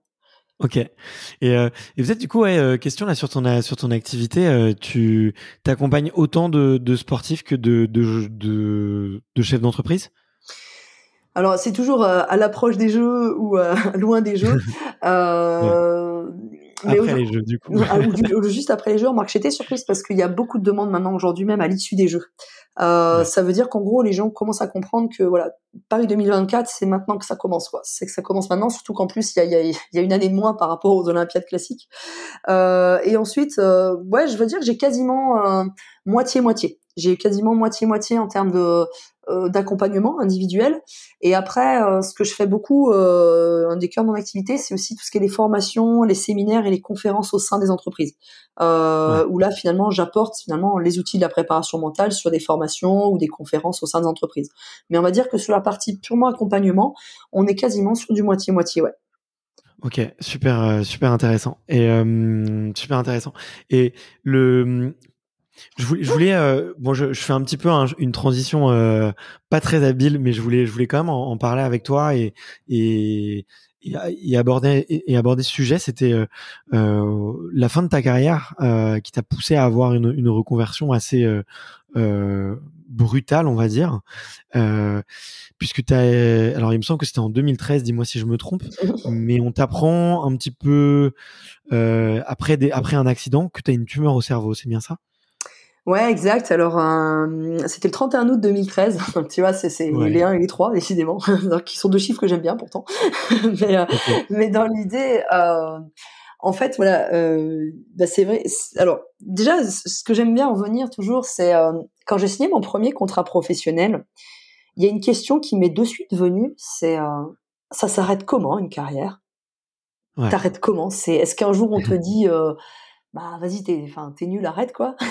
Est-ce qu'un jour, tu te dis toi: «Bon, bah, je crois qu'il faut que j'arrête»? Est-ce que tu te lèves un Ouais. matin en disant: «Bah, non, j'ai plus envie»? Est-ce que c'est à l'aube d'une saison où tu te dis: «C'est ma dernière saison»? Et je me suis toujours posé cette question: «Comment ça se fait?» C'est Et dingue, c'est dingue. et c'était ouais, c'était marrant et bon, alors moi, je me dis: «Bah, ouais, je sais pas comment ça se passera, moi». Et puis, en fait, bah, c'était en plein été et en plus, c'était en pleine saison et j'avais quelques symptômes un petit peu, dérangeants. J'étais pas forcément au mieux, c'était compliqué et en fait, j'ai passé des tas d'examens, et en fait, enfin, j'avais fait un malaise et à l'issue d'une course et en fait, j'ai passé des examens et on m'a diagnostiqué une tumeur au cerveau. Alors comme je dis parfois, hein, il est 9h47, tu passes dans le tunnel de l'IRM, 10h12, ta carrière elle est finie quoi. C'est en l'espace de 30 minutes, ta carrière elle est Ouais. terminée. C'est quelque chose d'extérieur qui décide que c'est terminé. C'est un peu dur parce que quelque part Tu j'aurais t'attendais fumé. pas du tout à avoir une aussi mauvaise nouvelle à ce moment-là? Ouais non, on s'y attend pas. On s'y attend pas. Alors Ouais. c'est paradoxal parce que des fois on se dit ouais je vais pas terrible. Alors je sais bien que j'ai quelque chose, tu vois, je suis pas hypochondriaque, mais ouais, tu t'attends pas le diagnostic tumeur au cerveau, quoi. Très heureux. Ouah, Ouais, tu bien te sûr. dis, si on pouvait juste me dire que je suis en carence en fer ou un truc à la con comme ça m'arrangerait, quoi. Je mangerais du boudin et des Bien sûr. lentilles et puis tout ira bien, quoi. Mais Ouais. moi, je voyais bien que c'était un peu plus complexe que ça quand même. Je voyais que Ouais. j'étais pas juste un peu essoufflée, fatiguée. Et donc du coup, non, non, c'est le diagnostic, il est dur, quoi. Voilà, vous avez une tumeur au cerveau et il y a vraiment deux choses, c'est-à-dire que là, c'est pas des états d'âme là, c'est tu vis ou tu meurs, hein. C'est Ouais. pas c'est vivre ou mourir, hein. Il y a pas trop d'alternatives. Donc j'ai passé des examens un petit peu complémentaires. Alors comme on dit, hein, sportif ont rien dans la tête. Moi j'avais quand même beaucoup d'habitants, donc Ouais. c'était pas ce que je souhaitais, c'était pas ceux du village que j'attendais. Mais dans l'idée c'était de se dire ok, on va passer des examens complémentaires et puis ben on va un petit peu savoir quelles sont les parties bénignes, les parties malignes, hein, en termes de tumeurs. Et puis voilà, j'ai eu quand même le moins craignos d'un truc pas terrible. Aujourd'hui, je suis là. Moi, je remercie vraiment la vie de pas m'avoir donné le coup fatal. Mais quelque part, quand tu t'es face à un moment donné, hein, tu restes à l'attente du diagnostic. Tu es hospitalisé pendant une semaine, tu sais pas encore trop, et t'es quand même un petit peu, je vais pas dire face à la mort, mais tu prends quand même le temps de réfléchir à tout ça. Et waouh, tu te rends compte finalement qu'il y a, ouais, que ça tient à pas grand chose et que bon bah tout peut basculer vite. Et ce que j'ai eu le plus de mal, moi, c'est l'injustice parce que quelque part, quand j'aurais fumé 5 paquets de clopes par jour et en m'annonce un cancer des poumons, bon bah tu joues, t'as joué, Ouais. t'as perdu quoi. Une tumeur au Ouais. cerveau à 30 ans, quand t'as une bonne hygiène de vie, c'est ouais, c'est Ah, dégueulasse quoi. ouais. C'est pas cool quoi. Et pourtant, alors j'avais pour moi préparé l'après, puisque j'étais une des rares athlètes à continuer à faire des études pendant ma carrière. Donc moi là-bas, j'ai une Ouais. licence en physiologie de l'entraînement. Après, j'ai basculé sur des études dans la diététique et la nutrition et j'ai souhaité pousser un peu plus et j'ai réintégré un cursus de médecine pharma sur tout ce qui était biochimie, neurobiologie, Ok. parce que j'étais fascinée sur comment fonctionne chimiquement le corps. Et Après le fait que tu apprennes cette nouvelle non, médicale non, ça ou avant? non, non, Avant. ça c'était avant. C'était avant. J'étais Ok. quand même déjà fascinée par le corps, la chimie du corps, qu'est-ce qui se passait. Ok. Et après cette tumeur-là, bah finalement, donc j'avais quand même pour moi préparé l'après, j'avais des diplômes, j'avais aussi un environnement très sain autour de moi. Voilà, j'avais que ce soit mon staff technique, staff sportif, mes parents, j'avais cet environnement très sain. Et malgré tout, ça a été très compliqué. Ça a été quand même une forme de descente aux enfers parce que du jour au lendemain, on t'enlève un peu ton quotidien. Et ça paraît bête, mais c'était mon quotidien, moi, d'être athlète de haut niveau. C'est ce qui faisait sens pour moi parce que ça remontait à même plus loin. Enfant, je crois que je le disais précédemment, j'étais dyslexique et le sport a été pour moi un moyen d'expression. C'est ce qui m'a permis de m'exprimer. Et finalement, du jour au lendemain, quelque chose d'injuste vient te supprimer ce qui faisait sens pour toi. Et là, tu te dis, mais waouh, c'est ça, c'est dur à vivre. Et ça, c'est presque ça qui a été le plus compliqué. Et je me rappelle d'une phrase, mon entraîneur m'a dit, c'est, ok, bah ouais, bon, on va pas applaudir des deux mains, on va pas dire c'est génial. Dans quelques années, on dira c'était peut-être t'as réussi à transformer ce qui t'est arrivé en une opportunité, mais à l'instant T, t'es pas en train de dire c'est une belle opportunité, à moi de voilà, c'est à l'instant T, t'as le coup de massue. Et il m'a dit bah c'est peut-être tout simplement que en fait ouais, il restait quelques petits trucs sympas à faire en triathlon, il te restait ouais peut-être 4-5 saisons sympas à faire, mais c'est peut-être que la vie elle a décidé que t'étais prête pour la suite quoi. Voilà, c'est que finalement bah, le sport c'est maintenant qu'il faut l'arrêter et voilà. Et le plus dur, ça a été de trouver du sens. Et c'est là où finalement la psychologie je me suis énormément intéressée. Je me rendais compte que finalement j'avais déjà lu plein de bouquins de psycho, même quand j'étais athlète, sans vraiment l'étudier. Et là, je me suis dit, bah, je crois que c'est vraiment à ça que j'ai envie de me former. Des fois, on dit souvent les psys, les psychologues, les coachs, les préparateurs mentaux, c'est des fois quelque part, ils sont pas, c'est jamais par hasard qu'on a étudié ça et je me suis rendu compte que bah ouais finalement voilà moi c'était peut-être c'est ça qui a été le déclic pour vraiment décider d'en faire mon métier, Il a fallu passer les études, il a fallu ensuite bah voilà faire un peu ses armes. J'ai bossé moi pour un cabinet en amont et puis après bah je me suis simplement mis à mon compte parce que voilà j'avais envie de voilà de vivre cette aventure d'entrepreneuriat. Ok. Mais je peux le comprendre, ouais. Et je me demandais en fait, est-ce que t'as dit que le plus dur, c'était effectivement le fait que ça soit brutal et que du jour au lendemain tout s'arrête et on n'a pas forcément prévu la suite.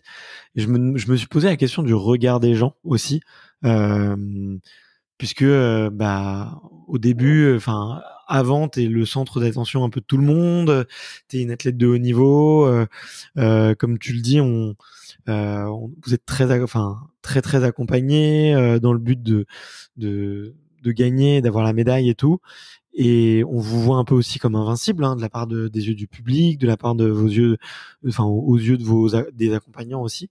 Et du jour au lendemain, bah t'es en danger de mort. Et le regard des gens change beaucoup à ce moment-là. Alors, il y a moi j'entends plusieurs questions dans ce que tu dis. Donc déjà, moi je m'étais beaucoup préservée de ce côté bling bling et surfait d'exister au travers de son sport, d'exister un petit peu. C'est vrai qu'en plus à l'époque, bon, il n'y avait pas les réseaux sociaux. Ça fait toujours dire à l'époque, on a l'impression que c'était jadis, alors que j'ai même pas encore 40 ans. Mais déjà, voilà. Donc moi, je m'étais déjà un peu préservée de tout ça. Déjà, j'ai pas eu trop de déception par rapport à ça, puisque j'avais déjà vécu le fait d'avoir moi le burn-out, vraiment le burn-out du sportif, c'est-à-dire le chaos total où tu te réveilles à l'hosto, tu dis waouh, s'il s'est passé quoi, bah vous avez chuté. Alors que tu faisais rien, t'étais chez toi. Et donc du coup, j'avais déjà vu ce que c'était qu'une saison blanche et où au final, tu sais que t'es très vite oublié. Et pareil, c'est le jeu. Je veux dire, les gens rêvent à un instant T et on est tous pareils aujourd'hui. Est-ce que tu es capable de citer les 22 joueurs qui étaient présents à la Coupe du Monde 98? Bah, tu vas en citer quelques-uns. Il y en a quelques-uns, t'es plus très sûr de ton coup. T'es pas forcément capable de citer qui a été médaillé d'argent des premiers Jeux Olympiques à Sydney en triathlon. On les a pas forcément, donc c'est normal en fait. Tout simplement, on est oublié et très vite, parce qu'on est plus sur le devant. Mais ça, moi, je m'étais très préservée à ça. J'ai jamais été déçue de ça parce que je savais que voilà, et j'ai toujours beaucoup préservé moi une cellule, une forme de tribu, de staff pour justement pas jamais avoir à gérer cette pression-là, jamais se laisser un petit peu happer par le chant des sirènes, tout ça, de prendre le melon, quoi que ce soit. Donc moi, j'étais bien préservée par rapport à ça. Et après, j'avais pas envie d'avoir de la pitié des gens. C'est pas ce dont j'avais besoin. Je sais pas qui n'était plus là. Moi, je me souviens juste qui était là. C'est ça qui est le plus important.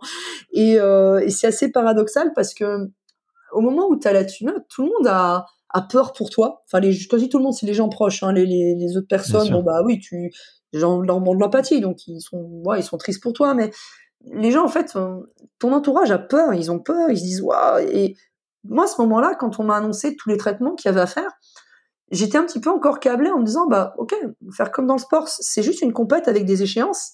Et j'ai comme si j'avais accroché un dossard et je me dis, ok, tu sais que tu as X traitements toutes les 4 à 6 semaines, qu'entre chaque traitement, tu as des phases de contrôle avec d'autres traitements à prendre entre.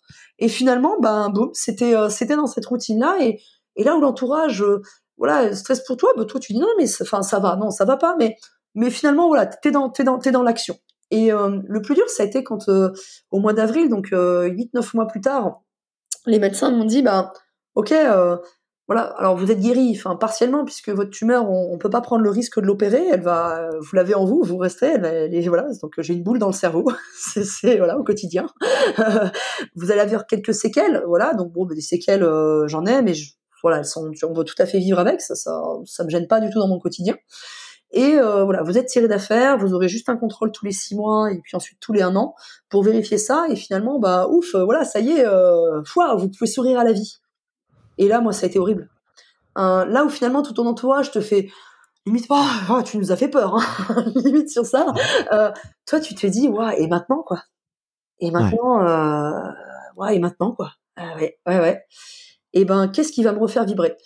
Tu connais d'avoir vibré, d'avoir été applaudi, tu connais d'avoir vibré émotionnellement. Quand je te disais en début de podcast, voilà, moi j'ai été championne du monde, donc je sais ce que c'est que d'avoir une Marseillaise en ton nom avec ton drapeau et d'avoir les larmes qui coulent. Et tu te dis, mais ça, peut-être je le revivrai plus jamais. Enfin, je veux dire, dans mon quotidien, on me met pas un podium sur la place du village et on me fait pas la Marseillaise parce que voilà, j'ai sorti les poubelles, quoi. Enfin, tu vois, il se passe rien de tout ça, quoi. Donc et donc ça a été en me disant, mais qu'est-ce qui va me refaire vibrer un jour, quoi. C'est waouh. Et voilà, et c'est là où il a fallu se reconstruire le projet professionnel et se rendre compte que peut-être il passerait par la transmission, il passerait par le fait d'être en coulisses, le fait d'aider des personnes, ne pas faire l'erreur de transférer sur les autres, parce que les autres, c'est les autres, mon histoire, c'est mon histoire, et leur histoire, c'est la leur, mais tout simplement être peut-être un petit caillou sur à la construction de leur édifice. Voilà, moi, c'était ça qui m'a dit, mais je crois que ça, je vibrerais. Et je me souviens parfois d'athlètes. Aujourd'hui, avec les lives internet, on peut suivre toutes les épreuves de Coupe du Monde de plein de disciplines. Et ça m'arrive, moi, des fois, sur des week-ends, de me lever la nuit parce que j'ai un athlète qui court aux États-Unis et de pleurer quand ça marche pour lui. Tokyo, c'était galère, il y avait le jet lag, donc c'était pas facile. mais voilà, on a pu gérer sur ça. De voir parfois aussi, même au-delà du sport, de voir un chef d'entreprise qui aujourd'hui s'accomplit et dans sa posture est heureux de diriger son entreprise, voit ses salariés s'émanciper. Voilà, moi c'est ça aujourd'hui qui me donne, tu vois, même quand j'en parle, j'en ai la chair de poule. C'est ça, moi, c'est de voir quelqu'un aussi qui croyait pas en lui ou on ne croyait pas en lui et finalement atteindre ses rêves. Je crois que c'est la plus belle chose, c'est d'arriver à croire que tout est possible, quoi. Et c'est ça qui m'anime aujourd'hui. Bon, mais écoute, très chouette. Et je vois que tu as fait beaucoup de chemin et que tu sembles très, très aligné aujourd'hui comme personne. C'est très inspirant, je trouve. Merci. Pour les gens comme moi et vu qu'on est dans des écosystèmes un peu similaires. Similaires, oui, bien sûr. Et bon, je voulais pas faire trop long, mais je vois que le temps file déjà super vite. On a abordé tout un tas de sujets et moi je me suis régalé. Mais alors à la limite, pourquoi pas on organisera quelque chose, une suite ou un deuxième épisode. Bien sûr, un tome 2 ou un tome 2 autour d'un café des fois, c'est ça. Exactement, avec grand plaisir. Des fois j'oublie de poser mes petites questions de la fin, mais là j'ai vraiment très envie de te les poser. C'est un peu des questions auxquelles tu peux des questions de personnalité auxquelles tu peux on va répondre en flash. Rapidement. Allez, dis-moi. Vas-y. La première, c'est de savoir, c'est quoi une bonne journée pour toi, une très bonne journée? La bonne journée, elle est quand je me couche le soir avec la bonne fatigue. Elle est quand je me lève, la bonne fatigue de sentir que voilà, les intentions que je m'étais données sur la journée, elles sont arrivées. Même si tout ne s'est pas passé comme je voulais, j'ai gardé ces lignes d'intention, ce qu'on a vu en début de podcast. Et quand finalement je me lève le matin sans forcer. Peut-être des fois, il manquerait, si je m'écoutais, il me resterait peut-être une petite demi-heure de sommeil par-ci qui ferait pas de mal, mais quand je me lève, déterminée ou contente de me lever, c'est que je sais que j'ai une bonne journée qui m'attend. Et je prends souvent cet exemple, quand on est toujours obligé de repousser le réveil, c'est que au fond de soi, on se dit ah, j'ai pas une journée qui m'inspire tant que ça, c'est pour ça que j'ai pas envie de me lever. Donc voilà, c'est de se lever avec la hâte d'attaquer la journée. J'ai hâte d'attaquer la journée parce qu'il va se passer plein de petites choses ou peu de choses ou des choses importantes dans ma journée auxquelles je vais prendre d'importance et voilà, sentir que dans la journée, j'ai impacté au moins une personne et que le soir, je me couche avec cette forme d'accomplissement, d'avoir gardé mes intentions, les intentions que j'avais calées en fonction de mes objectifs. Ok, super. Très, super inspirant. Est-ce que tu as un gris-gris pour faire baisser la pression ou pour oublier un petit peu le stress dans les moments où il y a de l'enjeu ou pour sortir de ta zone de confort? Alors j'ai un ou des grilleries que j'adapte en fonction des situations. Ça peut être des phrases à se dire, ça peut être des postures à prendre, ça peut être des choses à visualiser.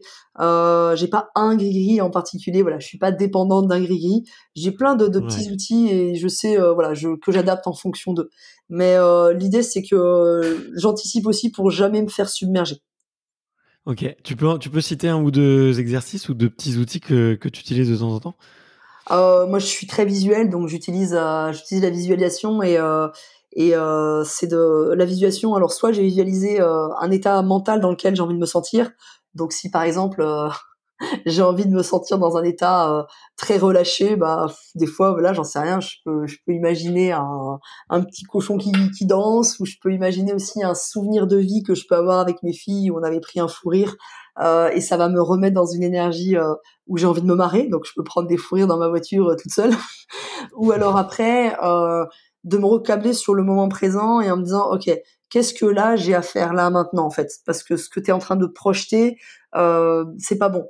Et on se rend compte que voilà, c'est d'utiliser l'imagerie mentale pour le vrai peut devenir le faux et comme le faux peut devenir le vrai avec avantage inconvénient. Donc voilà, c'est plus voilà, vraiment plus l'imagerie mentale et des fois c'est à l'intuition, c'est tiens waouh, visualiser ça maintenant ça m'aide. Et des fois l'image vient toute seule. Alors, la question suivante, c'est de savoir, est-ce qu'il y a une ou plusieurs personnes qui t'ont particulièrement inspiré dans ton parcours? Alors j'ai jamais été fan d'une personne en particulier, mais plutôt de m'inspirer de plusieurs personnes. Déjà, je pense que ce serait normal de dire que toutes les personnes qui ont croisé mon chemin et qui m'ont à un instant T apporté quelque chose à leur manière sont des personnes inspirantes pour moi. Parce que c'est ce qu'on disait tout à l'heure, c'est l'accumulation de toutes ces choses-là qui font que j'ai été très inspirée notamment mon dernier entraîneur qui était là, Pierre Pompili, qui m'a finalement bien aidé à cette transition. Mes parents m'inspirent, donc il y a vraiment des amis m'inspirent. Finalement, je vais chercher chez chacun une source d'inspiration. Tu m'inspires, tu vois, l'échange qu'on a eu en amont, je me dis tiens, waouh, ça c'est inspirant chez lui. Donc c'est un exercice mental aussi que d'apprendre à aller voir chez les gens ce qu'il y a d'inspirant chez eux. Et quand on est capable aussi d'aller voir chez les autres ce qui nous inspire, on est capable soi-même de voir chez soi qu'est-ce qu'on a de bien. C'est un exercice un peu sur les forces et les talents. Ensuite, je lis beaucoup de biographies. J'adore lire des biographies parce que c'est ah ouais, bah tu vois les biographies. Bon, j'ai beaucoup aimé la biographie de Rafael Nadal. J'ai beaucoup aimé la biographie de Johnny Wilkinson. J'ai beaucoup aimé celle du fondateur de Nike. Tu vois, Phil Knight. J'adore aussi le bouquin de Claude Onesta. J'adore lire toutes ces biographies. Les personnes inspirantes. Voilà, j'adore les histoires. J'adore les donc moi c'est plus toutes ces personnes-là, c'est le melting pot de tout. Mais pareil, un conseil, c'est vraiment, je pense qu'il faut pas, il faut aller chercher chez chacun la petite chose parce que si ça fait écho pour soi, c'est qu'il y a une raison. Si tu devais donner un conseil à la jeune Marion qui est sur le point de débuter sa première course internationale, qu'est-ce que tu te dirais à ce moment-là? Si je devais me donner un conseil, il y a 30 ans en arrière, je lui dirais presque crois en fait en tes projets, crois en ton intuition, fais-toi confiance. Si tu vas dans cette direction, c'est que c'est une bonne raison. Voilà, c'est vraiment sur ça. C'est fais confiance. Tout sera pas non pas parce que c'est facile, difficile, non pas parce que c'est agréable, désagréable, mais parce que ça en vaut juste la peine. C'est super intéressant ce que tu dis car quand je pose cette question, et je la pose assez souvent, la question de la confiance en soi, elle est très importante, j'ai l'impression, dans la construction de l'enfant. Ouais, C'est c'est un vrai. sujet qui Ouais, revient c'est très vrai. souvent, à croire que les enfants ont besoin de plus de confiance en eux, quoi. Bah, c'est souvent que quand on est jeune, on cherche des repères, et ce qui est normal, hein. Un enfant, pour se construire, il cherche des repères à droite à gauche. Et en fait, du coup, il va peut-être parfois trop donner de valeur à l'externe et oublier de donner la valeur sur soi. C'est souvent ça, en fait. C'est pour ça que souvent on dit, mais enfant, j'aurais dû plus croire en moi et moins donner de valeur à l'externe et plus me donner ma valeur à moi. C'est pour ça que je pense que souvent ça revient. C'est vraiment un principe en construction psycho, ouais, bien sûr. Ensuite, j'aurais aimé savoir, est-ce que tu as un mantra ou une phrase que tu te répètes souvent pour te donner plus d'énergie?